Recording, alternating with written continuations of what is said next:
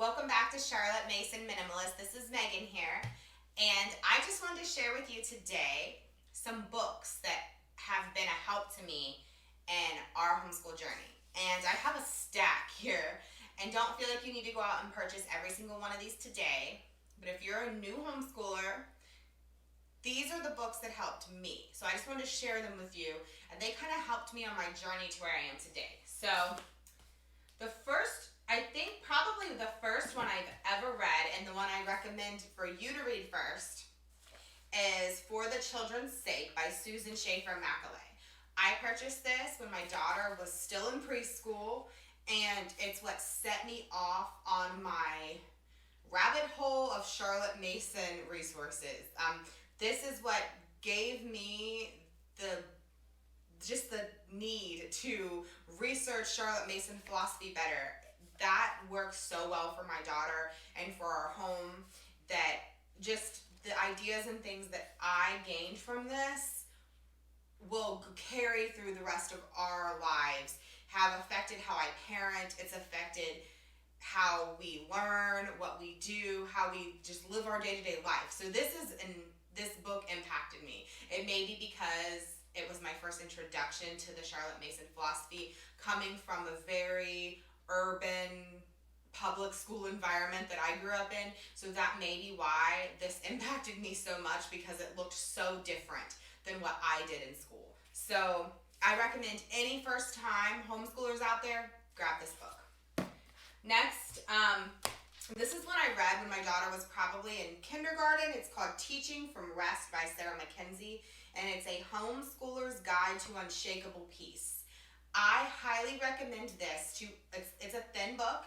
Any first-time homeschoolers out there, you need this book, because I needed this when I first started with a boxed curriculum. So if you are somebody who needs a boxed curriculum, which I do kind of recommend for first-time homeschoolers, it really helped me to understand things, especially if you're coming from like a public school environment that you don't really know how to teach. I highly recommend starting with a boxed curriculum or a Charlotte Mason-esque boxed curriculum. I don't think you should just go out and get any old curriculum, and I will give some recommendations on that in another video that I'll link below. But this book helped me to understand how to plan that, because I don't use the grid when I do use boxed resources. I don't use the grid planner format, because that is just setting yourself up for failure, because as I've mentioned before, every family is different, every day is different, and some days you may just not be able to get to every single box, and then you feel like you're behind in a subject, and that's just crazy. So she talks a lot about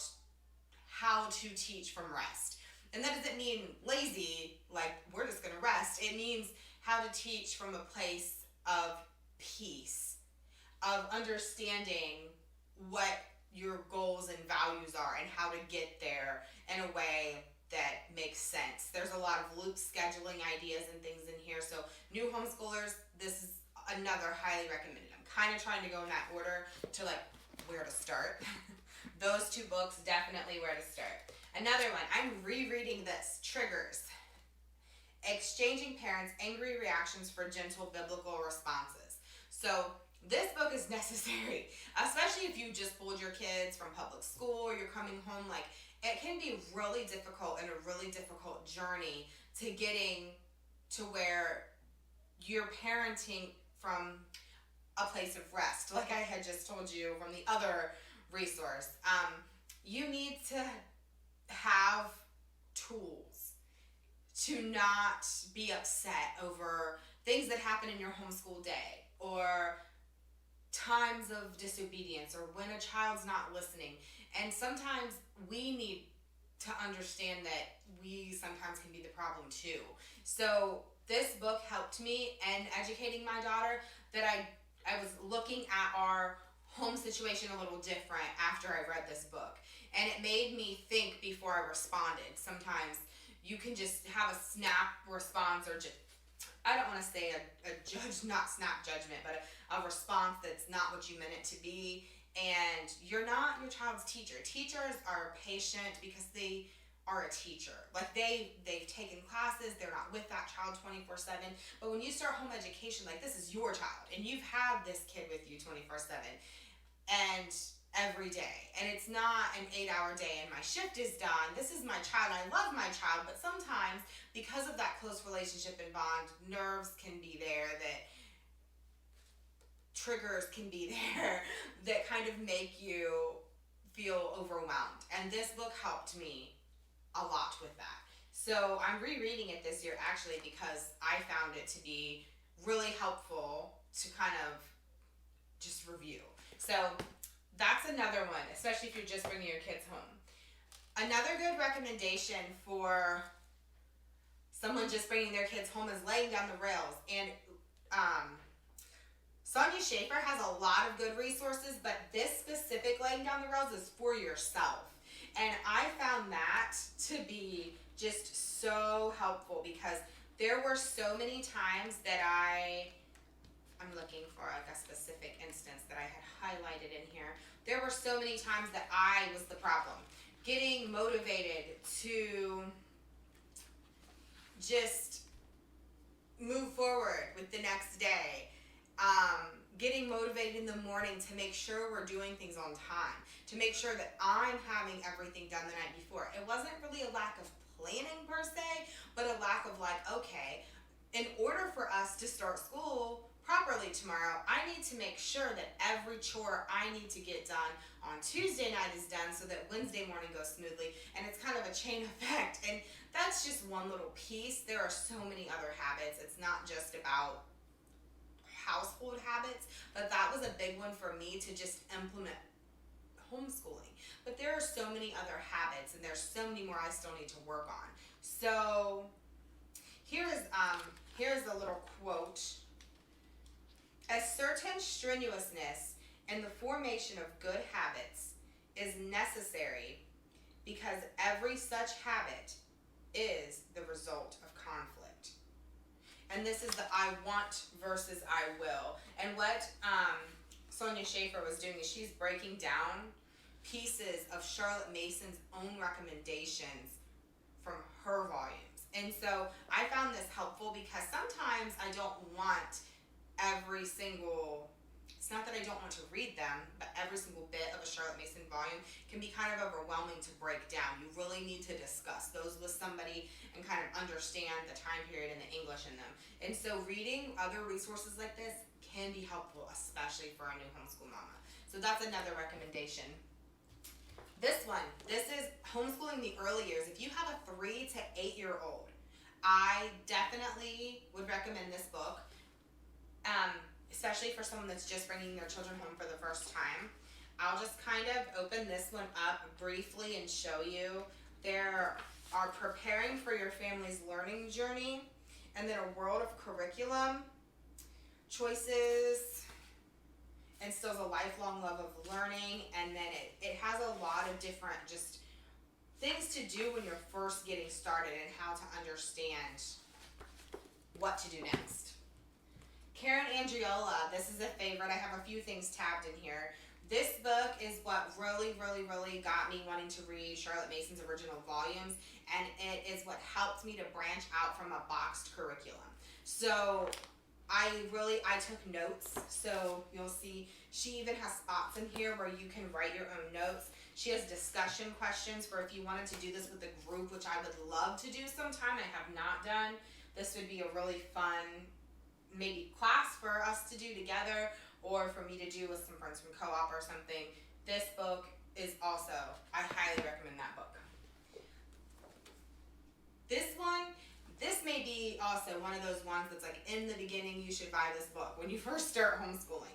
So this is just every book you may imagine you would want to read with your children.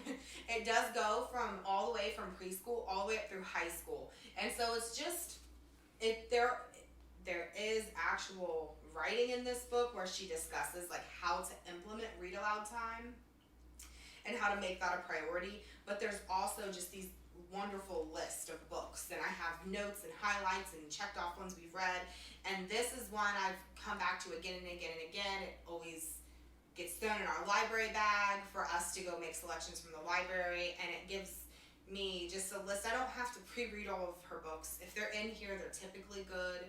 I will note, I think I did get this from like my father's world, that she does include things like Harry Potter and some things that if you're not comfortable with witches or things like that, which we are in our home, because I feel like there's value in understanding all the different sides and understanding that things aren't real. And so we read fairy tales, and she obviously understands that they're not real, and we don't have a problem with using those resources. So this, highly recommend, definitely purchase that for new homeschool moms. Like I said, don't buy all these at once. These are a few years worth of books for me. Another good resource are these guides. This is A Gracious Space, the fall edition. This is, I wouldn't say a guide, it's more of like a devotional type of reading. It's a daily reflection book. And this one's from Julie Bogart. And so they're just daily, let me see if I can show you. So this is like day 9, Competing Promises. And it's just, it's not super small print. It's a quick morning time. So when I implement my own morning basket time, I like to get up before my daughter and read something like this. And it has a sustaining thought and a quote of the day. And so I typically read the Bible and do some type of devotional and something like this in the morning time, because it gives me like, it got me through last fall. Well, it wasn't last fall. Yes, maybe it was. Well, the fall my husband was in Korea. It got me through that time. So I will say this is, highly recommend that as well. So anything that's an original Charlotte Mason volume. So I have 2 here. These are my 2 favorites, Home Education and Parents and Children. These are the same series.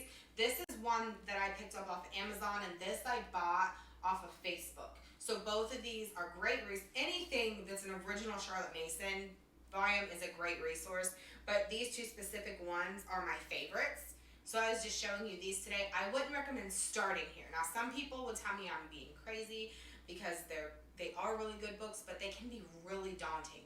To somebody who has never homeschooled, who has never researched any type of education philosophy, I wouldn't recommend starting here. I definitely think these should be on your reading list, but I wouldn't start at this spot. And last, the 3 R's. I've read through this one when my daughter was in kindergarten, and I used a lot of Ruth Bee Chicks, her ideas, in order to teach reading to my daughter. Now we did use my father's book kindergarten, but I specifically went through and used exactly as she prescribed how to do things and didn't follow the guide 100%. I think I read this going into that year, and then this helped me to understand. So she doesn't just cover reading, it's reading, writing, and arithmetic, and it goes through 3rd grade, and there's another volume after, which I also own. So if you have a child that's struggling to read, or you have a child that you're trying to teach how to write or work on some math, or any child that is 3rd grade and under, or under the age of 10, this is a good resource. So I hope you enjoyed seeing what I've read and what's helped me to become the educator I am today, and I hope that those books help you on your journey. Don't forget to subscribe and comment below if you've read any of those, or if there's any other books you recommend for me to read, because I